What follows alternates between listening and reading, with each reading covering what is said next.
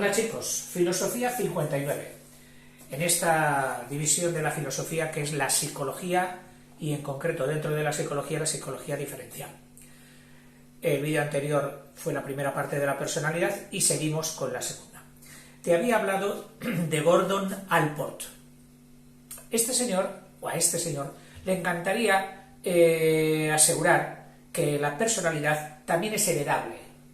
Es una tentación, porque remitir todo a la herencia es contactar con algo palpable, con algo material, con algo demostrable, con los genes, con el ADN. Y eso sería muy goloso poderlo demostrar. Para decir, oiga, que cómo es usted de tal mal, pásenme usted el ADN de su padre y de su madre que se lo digo rápido. Eso sería muy fácil. En fin, dice, indicó que podemos considerar a la constitución física, el temperamento, es decir, la constitución física.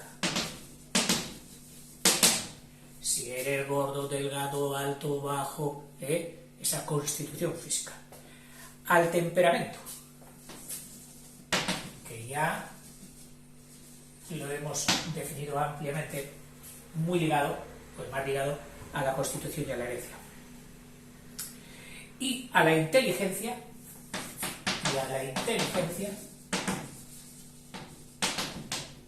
estos tres, constitución, temperamento e inteligencia, como los materiales, es decir, los ladrillos, el cemento, las ventanas, las puertas de la personalidad, aunque experimente con los años una lenta maduración, es decir, la tendríamos, le apetece decir que la tendríamos ya de nacimiento, dice, aunque con los años tienen una lenta maduración. Hablamos de estos elementos como los materiales en bruto, los que nos dan en una tienda de construcción, que dependen en gran parte, aunque no exclusivamente, él también lo admite, de lo que se ha recibido por herencia, que es su tendencia, su trending, él tiende hacia ahí, o le gustaría demostrarlo. De los tres, la constitución física, por supuesto, es la más visiblemente ligada a la herencia. Claro, es alto como su padre, o es bajo como su madre, o es esto, o el otro. Dice de los tres, dice, es el que... perdón. Hablamos de estos elementos porque dependen en gran parte, aunque no exclusivamente, de lo que se ha recibido de los tres. La constitución física, primero, es la más visiblemente ligada a la herencia, la que se nota más, de un modo complejo no obstante. Pero hay pruebas de peso que apoyan la creencia de que también el temperamento y la inteligencia están genéticamente determinados. Es decir, se han hecho tantas pruebas que sí, efectivamente, algunas habrán coincidido o podrían dar a pensar que el temperamento y la inteligencia también son heredables. Llevando la argumentación más lejos, podemos preguntarnos si la fundamental asociación entre constitución y temperamento es una correlación innata, es decir, la más posible entre constitución y temperamento. Dice, podríamos preguntarnos si es una ligazón, una relación innata o se debe también a experiencias de la vida. Vamos a ver qué argumenta. Dice, y ahora nos lo pone vía ejemplo. Dice, consideremos el ejemplo de un muchacho marcadamente delgadito y más débil que sus compañeros. Dice, no sirve para los deportes y si se pelea le toca siempre perder al pobre. Dice, ¿qué ocurrirá con este niño? ¿Se desarrollará en él un modo de ser tenso, reservado, inhibido, introvertido, tímido? Dice, no podemos demostrar, o sea, se lo pregunta, no podemos demostrar, advierte, objetivamente y siendo honesto consigo mismo, dice, no podemos demostrar que es únicamente la experiencia de la vida lo que explica la correspondencia entre la constitución corporal y el temperamento. Es decir, que él argumenta que no solo es la experiencia de la vida, que hay más, que sería lo heredable. que su tendencia.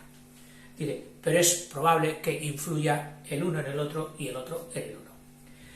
Y por último, es necesario incluir a la inteligencia entre los materiales de la personalidad. Pues está de algún modo estrechamente relacionada con el sistema nervioso central. Es decir, si la inteligencia está muy ligada al sistema nervioso central, al cerebro, cerebelo, etc., entonces dice que también puede ser susceptible de ser considerada como un factor heredable, puesto que todo lo físico lo hemos heredado. ¿Hasta qué punto? Dice que pertenece al caudal hereditario, o sea, el sistema central nervioso, no solo él, sino también todo el sistema hormonal, neuroglandular, subyacente a la constitución corporal y al temperamento. Difícilmente podría explicarse de cuántos modos puede diferir el sistema nervioso. Es decir, difícilmente podríamos explicar de cuántas maneras es diferente el sistema nervioso de una persona a la otra. Dice, pues existen tantas variaciones en el número de células cerebrales, pues que su sistema nervioso son tan diferentes, no solo por el número de células que poseen, sino por su disposición, por su metabolismo, es decir, por su manera de funcionar, de alimentarse y expulsar las sustancias. Dice metabolismo, conductividad, la conductividad, las sinapsis serán con más rapidez, menos rapidez, etc. Conexión y disponibilidad para el uso, es decir, cómo están conectadas las dendritas entre sí y la disponibilidad para ser usadas. Hay tantas diferencias ahí posibles en todos estos factores que sería imposible argumentar que todo se respondería a la herencia. Existen amplias variaciones, dice, cuando las combinaciones fueran favorables, es decir, de todo esto que hemos dicho, del número de células, etcétera, del sistema nervioso, dice, cuando las combinaciones fueran favorables, el individuo estaría dotado de elevada inteligencia, o es que este le tiene el sistema nervioso perfecto, es lo más adecuado, su sinapsis, tal. Dice, y si fueran desfavorables, pues la inteligencia sería baja. Y si existiesen ni una cosa ni otra, sino unas condiciones mixtas, pues los resultados serían intermedios. Bueno, ahí queda eso, la propensión de este doctor a la heredabilidad de estos factores de la personalidad. Pasamos a las teorías de la personalidad. Las teorías sobre la personalidad. Reconozco que este artículo tiene muchas cosas aprovechables, pero no es su principal virtud la ordenación. Por eso encontramos ideas repetidas anteriormente en otros párrafos y vuelven a repetir, etc. En fin, teoría conductual, dice, teorías de la personalidad. Primero, teoría conductual. O sea, la que nos dice, solo mira qué es lo que hace, cómo se comporta, y ya tienes tú dirimida y catalogada su personalidad. Es decir, ¿qué sería? ¿Cómo detectarla? Pues observando su comportamiento,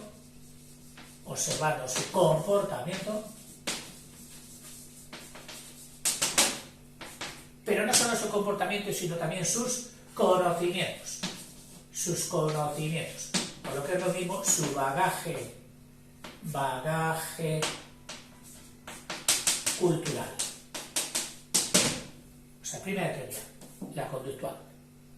Segunda, teoría psicodinámica de la personalidad.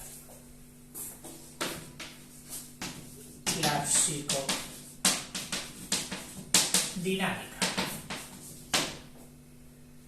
La conducta de una persona, dice, es el resultado de unas fuerzas psicológicas que operan dentro del individuo y por lo general se dan fuera de la conciencia. Es decir, fuera del dominio y meticuloso de lo que queremos o no queremos hacer. Es decir, que actuamos por movimientos no descoordinados, sino no estudiados, ¿cómo se dice? No premeditados. Según esta teoría, las personalidades de cada individuo se conforman por 3 estructuras en la psicodinámica, por 3 estructuras. Primero, el ello. El ello. Dice, se encuentra presente. ¿Qué sería el ello? Bueno, pues yo he tratado de interpretar a qué llaman estos señores el ello, y me he dicho que es algo así como la respuesta o reacción de un individuo hacia lo exterior y el entorno. Es decir, es algo así como en un ser vivo de vida elemental, primaria, si reacciona o no reacciona a los estímulos. Si enciendes la luz, reacciona. Si la apagas, reacciona. Se observa. O sea, tiene capacidad de reacción.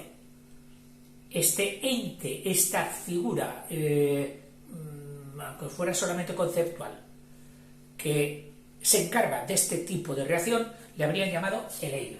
Fíjate que han cogido un pronombre personal que es el del que no está presente en el ajo. Presente en el ajo estamos tú que escuchas y yo que hablo. Y él, ella, están fuera. Por eso los decimos él, ella. Bueno, pues aquí ha cogido el ello, pero ni siquiera el él y el ella, que estarían algo más concretados por un sexo, sino el neutro. Eso es algo con lo que nacemos. Esa capacidad ya de reacción, el ello. Dice, se encuentra presente ya desde el nacimiento. Y es inconsciente, no es dominable. Le va a dominar un niño recién nacido. O incluso que reacciona a veces ya dentro de la madre a determinados estímulos. De música, de tactos, de caricias, de la voz de la mamá, etc. No tiene consciencia ni complejidad para poder decidir cómo reaccionar. Es algo inconsciente. ¿Y de qué se interesa o qué es lo que procura este ello? Pues de satisfacer los deseos del niño. ¿Por qué llora? Tendrá hambre. ¿Pero llora porque quiere? No. Y entonces, ¿quién lo hace? Pues sería ese ello, ese substrato, ese fondo de la persona, ese fondo del individuo con el que nacemos y que se interesa ya desde el principio por nuestro bienestar. La segunda estructura fue denominada por Freud. Yo digo Freud, aunque se escribe Freud, todos lo sabéis. Digo Freud porque siempre lo he oído. No tengo ni idea de cómo se pronuncia. Pero bien, si en el ambiente donde me he desenvuelto yo siempre dicen Freud, pues bueno, no voy ahora a cantar e inventarme otra pronunciación. Freud. Dice, la segunda estructura, otra, fue denominada por Freud como el yo. Como el yo. Es decir, sin arrancar el ello, sin que desaparezca el ello, sobreviene el yo. Ya pasamos de una tercera persona exterior, fuera de las fronteras, no dominable, pasamos a la primera persona, yo.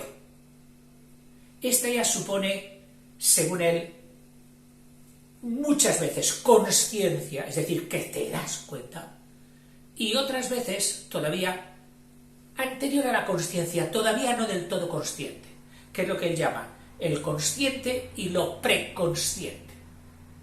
entre esos dos dominios de lo consciente, de lo que me doy cuenta realmente, a lo que, pues mira, no me había dado cuenta, sí, porque está en tu preconsciente. No hablemos del inconsciente, que a lo mejor tiene otras connotaciones, porque aquí los psicólogos son muy tiquismiquis con estos prefijos que se ponen al consciente, que es el subconsciente, el preconsciente, el inconsciente, bueno, el superconsciente. Bueno, entre lo consciente y lo preconsciente.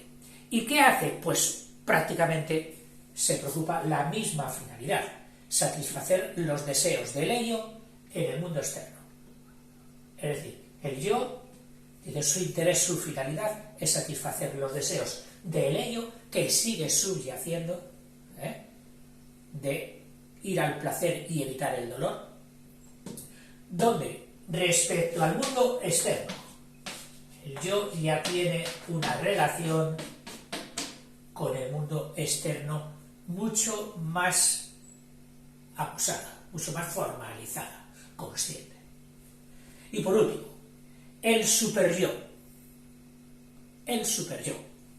¿Cuándo, según Freud, nace el superyo? A ver, ¿cómo lo podía poner yo? El superyo. Bueno, en fin. Iba a coger un color, pero me voy a enredar más. Y ya te pongo aquí el super. Luego tú en casa, si quieres hacer un gráfico, lo puedes hacer más bonito. El super yo. ¿Y qué entiende por super yo?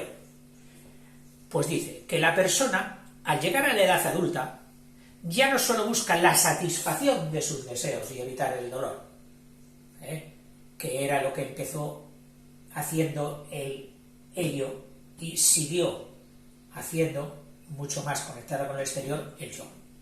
Ahora, esta persona en la edad adulta ya no solo busca la satisfacción de los deseos y evitar el dolor, sino que empieza a entrar en juego otro componente muy especial, el componente moral. Es decir, al superyo le rodea la moralidad. Mor significa costumbre, pero también significa el conjunto de normas que rigen o separan las acciones en dos principios o en dos mitades: el bien y el mal, lo adecuado y lo no adecuado. Y entonces, cuando la persona, el hombre, se mete dentro de ese contexto, se desarrolla en sí mismo un superyo que atiende a razones morales, interactúa con la moralidad. ¿Por qué hago esto? Si no me gusta, si no satisface mis deseos, es que esto está bien y por eso lo hago. Aquí ya ha entrado algo más que el ello y el yo.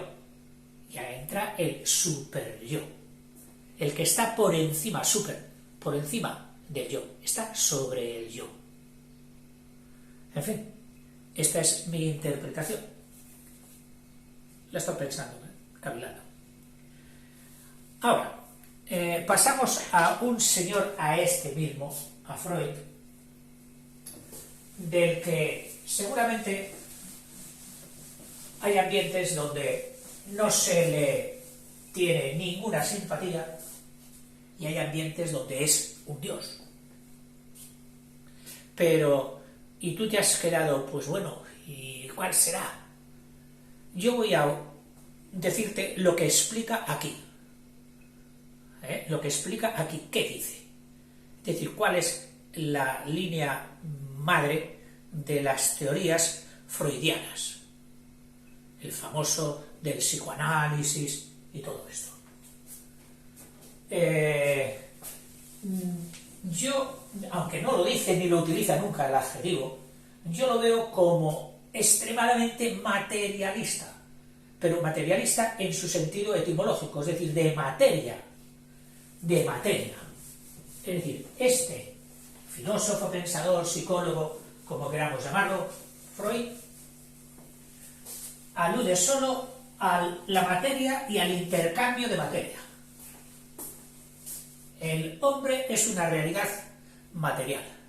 La persona es una realidad material. Y a su lado está rodeado, está inmerso en materia. Oiga, entonces su madre, su padre, su comadre, sí, también serían materia. Pero lo coge bajo el prisma de materia. O sea, coge el microscopio que solo ve materia. Entonces, para él, dice, aborda o divide el proceso humano, de su personalidad y de la vida del humano, en 5 etapas. 5 etapas.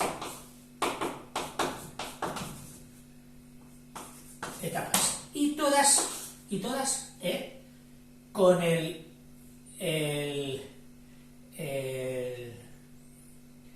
prisma, el talante, no, ¿cómo se dice?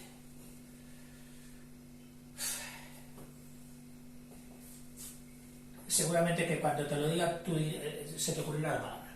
Etapas psicosexuales. 5 etapas psicosexuales. Primero, la etapa oral. Oiga, ¿qué significa? ¿Que ya el niño se pone a hablar? No. Oral viene de os oris, boca.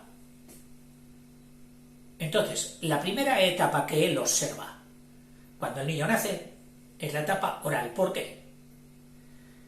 Dice, comprende entre el nacimiento hasta los 18 meses. Yo ahora tengo un nietecico de esta edad y la verdad es que tampoco puedo quitar la razón a Freud, porque todo lo que coge lo lleva a la boca. Y él está pendiente de todo lo que llega a la boca, todo. Lo nuevo, lo viejo, lo que encuentra, lo que no encuentra, la teta de la mamá, la comida, etcétera. Todo es centrado en la boca, boca, boca, boca. O sea, para Freud, la primera persona que nace, o sea, cuando nace, tiene una fase, una etapa oral. Comprende hasta los 18 meses, caracterizándose básicamente porque el niño obtiene placer a través de la teta de la mamá, o de masticar los alimentos, o de todo lo que va probando y va notando, pero todo con la boca. Es decir, oral. Fíjate que la boca es un esfínter, músculo que es permisible de abrir y cerrar, por donde entra materia. Y Freud dijo, a ver, intercambio de materia. La primera, la más ostensible, por la boca. El niño, plom, plom, la succión. Es más, el principal instinto con el que nacen las personas es el de succionar. ¿Por qué? Porque nos va la vida en ello. Si no tuviéramos el instinto de la succión, si el niño cuando le arriman la boquita, los labios al pezón de la mamá, no fuera capaz de cogerlo y empezar a succionar, por instinto se moriría. Y fíjate que es precisamente cuando el pezón, el sistema nervioso de la mamá, o sea, que acaba de tener el niño, recibe ese estímulo, es cuando sus glándulas mamarias se estimulan y empiezan a proporcionar leche. Al principio el calostro y luego llega la leche. Bueno, obtiene placer a través de succionar el pecho de la madre. Succionar el pecho de la madre, el dedo que tú le pongas, todo lo chupa y él quiere introducir materia por ahí. El amigo Freud dice, por ahí introduce materia, intercambio de materia. Segundo, etapa anal. Con razón que a algunos no les resulta simpático porque esto parece un poquito extemporáneo, un poquito brusco, decir que tenemos una temporada o una etapa en nuestra vida, la etapa anal. Dice, comprende, esto está hasta los de 0 a 18 meses, y la etapa anal desde los 18 meses hasta los 3 años. Aquí el placer del niño está concentrado en el ano. Otro esfínter, el esfínter de salida, esfínter de entrada a la boca, esfínter de salida, el ano. Por donde hay intercambio también de materia. Por aquí era el sentido hacia el interior y por abajo va a ser el sentido hacia el exterior. Y experimenta el placer del niño, está concentrado en el ano. Y lo experimenta a partir de la expulsión o la retención, de la expulsión o no expulsión de las heces fecales. Bueno, Freud, no lo digo yo, ni he querido evitarlo, porque así, cuando digamos este señor, tendremos ya más motivos o más causas de enjuiciamiento. Tercera etapa, la etapa fálica. Ya sabéis que el falo es el pene, etapa fálica. Y en el sexo femenino, pues sería el sustitutivo del clítoris. Etapa fálica. Comprende de los 3 años a los 6 años. Los niños empiezan a descubrir sus genitales.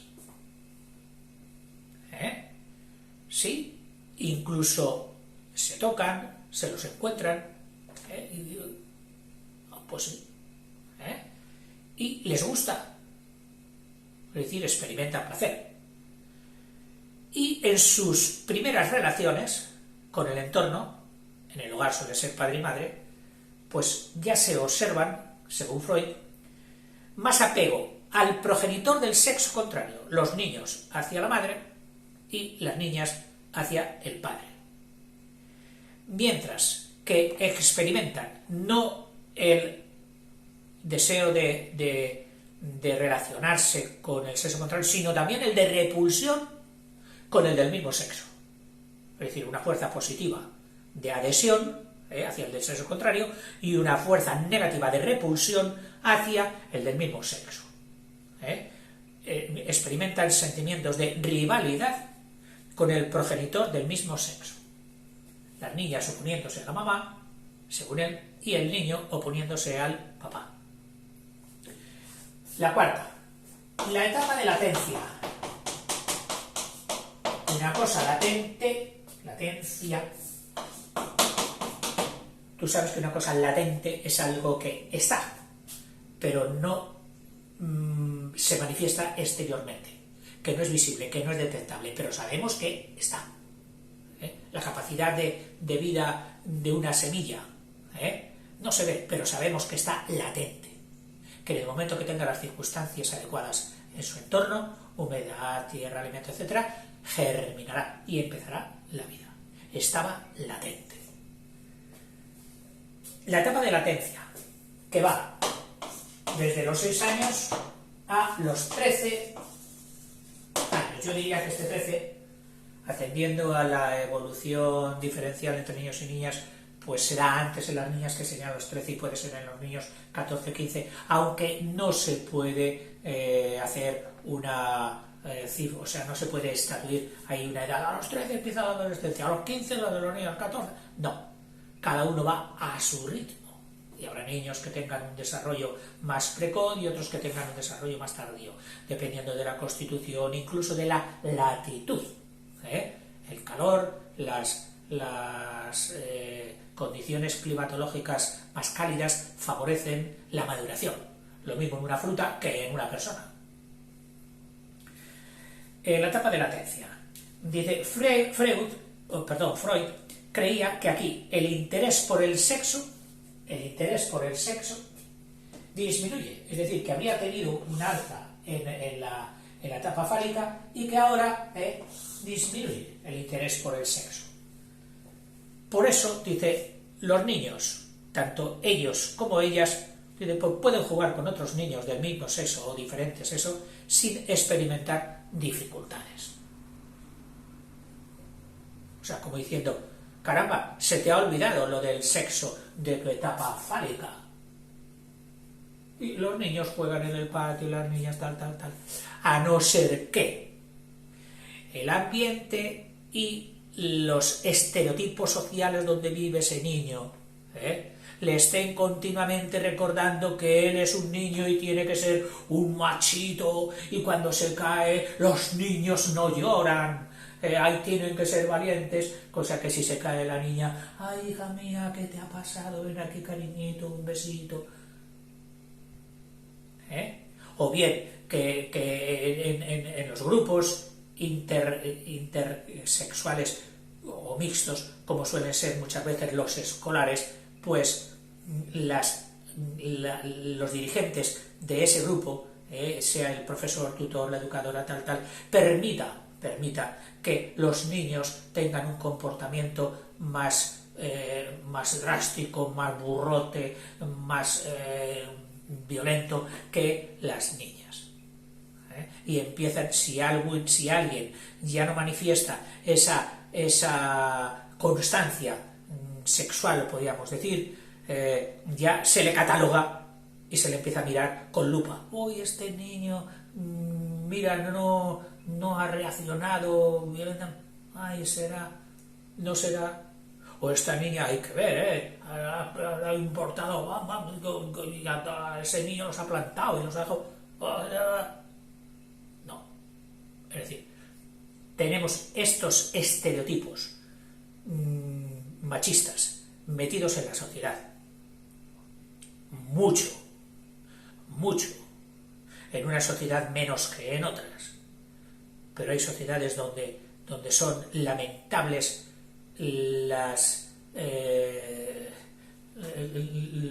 ¿cómo se dice? Estos prototipos de cómo tiene que ser un hombre y cómo tiene que ser una mujer. Son lamentables.